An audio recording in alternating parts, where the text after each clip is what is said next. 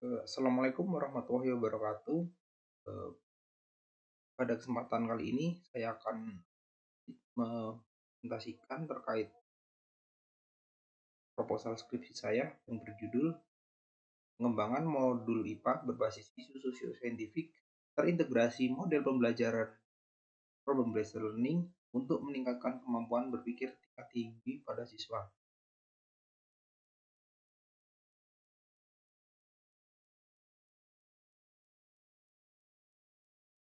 Nah, pada bab pendahuluan, yang pertama adalah latar belakang. Nah, pada latar belakang ini, latar belakang saya meneliti terkait penelitian ini adalah mengacu pada pembelajaran abad 21 yang menuntut siswa untuk mampu dalam menghadapi tantangan revolusi 5.0. Nah, kompetensi yang diberikan itu meliputi 4C. Yang pertama itu ada berkomunikasi atau communication, kemudian bekerja sama, collaboration, kemudian kemampuan berpikir kritis dan pemecahan masalah atau critical thinking and problem solving, kemudian kreativitas kreativitas dan inovatif atau kreatif dan inovatif. Nah, untuk mewujudkan keterampilan-keterampilan tersebut, nah maka siswa itu dituntut memiliki keterampilan berpikir tingkat tinggi agar mereka memiliki kemampuan untuk menciptakan ide baru untuk membantu memecahkan permasalahan dalam pembelajaran. Nah, di sini peranan guru sebagai fasilitator harus mampu merangsang siswa agar menjadi aktif serta terbiasa belajar dengan berbuat atau learning by doing, bukan hanya sekedar membaca dan mendengarkan yang sifatnya adalah monoton. Nah, menurut data PISA pada tahun 2016, menunjukkan bahwa kemampuan siswa Indonesia berturut-turut, yaitu pada kemampuan sains, membaca dan matematika itu pada peringkat 62, 61, serta 63 dari 69 negara yang dievaluasi.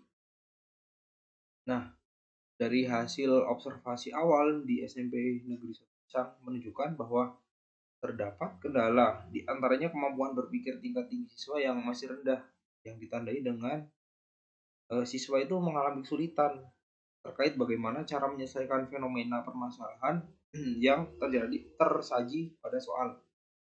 Nah, selain itu, bahan ajar yang digunakan siswa itu mengacu pada buku paket dari sekolah. Nah, guru juga menggunakan LKS sebagai bahan ajar tambahan. Nah, permasalahan lainnya adalah bahan ajar yang digunakan itu belum mengarahkan siswa untuk mengangkat isu-isu sosial seperti kemampuan mempertimbangkan masalah dari sisi moral yang berkaitan dengan kehidupan. Nah, terkait dengan kemampuan berpikir tingkat tinggi, mengatasi permasalahan tersebut eh, dilakukan dengan mengembangkan inovasi modul IPA berbasis isu sosial saintifik untuk meningkatkan kemampuan berpikir tingkat tinggi siswa. Nah, mengacu pada uraian latar belakang tersebut, nah, maka penulis tertarik untuk mengembangkan penelitian berjudul "Pengembangan Modul IPA Berbasis Isu Sosio-Saintifik yang Terintegrasi dengan Model PBL untuk Meningkatkan Kemampuan Berpikir Tingkat Tinggi pada Siswa". Nah, di sini ada batasan masalah, kemudian ada rumusan masalah dan tujuan. Nah, batasan masalahnya itu modul IPA yang dikembangkan adalah modul berbasis isu sosio-saintifik terintegrasi dengan model PBL. Dan untuk materi yang digunakan itu terbatas pada sistem pernapasan manusia. Kemudian modul IPA ini yang dikembangkan itu untuk meningkatkan kemampuan berpikir tingkat tinggi siswa melalui pola berpikir analisis C4, menilai C5, dan menciptakan C6. Rumusan masalahnya yang pertama adalah terkait bagaimana validitas modul IPA berbasis isu sosio-saintifik yang terintegrasi model PBL. Nah, kemudian ada bagaimana keefektifan dari modul IPA itu sendiri dan kepraktisan dari modul IPA berbasis sosio-saintifik. Nah, jadi rumusan masalah ada 3. Kemudian tujuan penelitiannya yang pertama itu adalah menganalisis validitas dari modul IPA berbasis isu sosio-saintifik. Yang kedua itu menganalisis keefektifan dari modul IPA. Kemudian yang ketiga menganalisis kepraktisan modul IPA berbasis isu sosio-saintifik. Nah, untuk kajian pustaka yang pertama itu pembahasannya itu mengenai isu sosio-saintifik dalam pembelajaran IPA. Yang selanjutnya adalah terkait modul, apa itu modul, kemudian mengenai apa itu model pembelajaran problem based learning, dan yang terakhir itu mengenai kemampuan berpikir tingkat tinggi pada siswa. Nah, untuk kerangka berpikir dari penelitian ini adalah yang pertama terkait permasalahan yang dikaji itu belum adanya modul IPA yang basis isu sosio-saintifik yang terintegrasi dengan model PBL bahkan oleh guru. Nah, selanjutnya belum adanya rencana pembelajaran IPA berbasis isu sosio-saintifik untuk meningkatkan kemampuan berpikir tingkat tinggi siswa. Dan yang ketiga adalah kemampuan pikir tingkat tinggi siswa yang masih tergolong rendah berdasarkan data yang tersaji tadi. Nah, kemudian diambil tindakan lah untuk melakukan pengembangan desain modul pembelajaran, yaitu modul berbasis isu sosio-saintifik yang diintegrasikan dengan model PBL. Nah, sehingga diperoleh hasil modul berbasis isu sosio-saintifik yang terintegrasi dengan model PBL untuk meningkatkan kemampuan berpikir yang tinggi siswa. Nah, yang ketiga itu metode penelitian. Yang pertama, desain penelitian yang digunakan adalah desain EDI yang terdiri dari 5 tahap. Yang pertama itu ada analisis, kemudian desain, 3 develop atau pengembangan, keempat itu implementation, dan yang kelima itu evaluasi. Nah, yang di setiap tahapnya itu dilakukan evaluasi.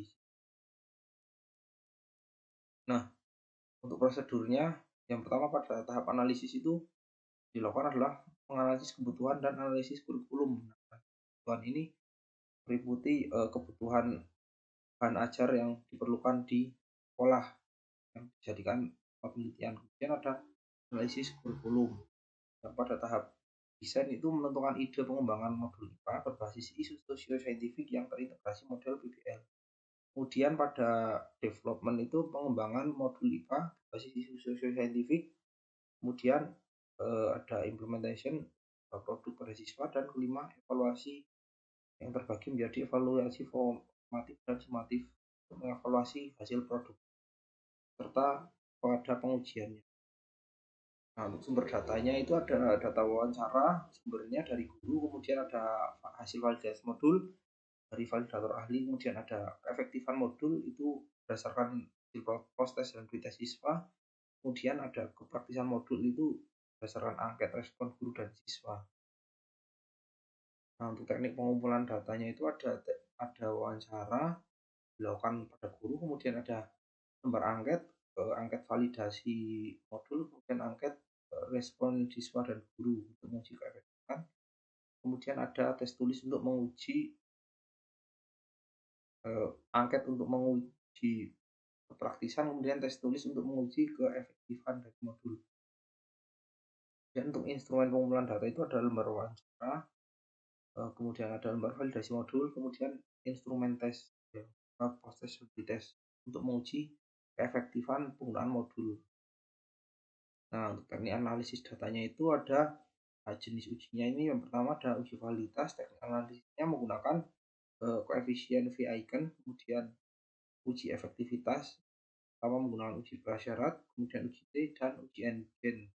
Untuk uji kepraktisannya menggunakan persentase dari skor angket guru dan siswa.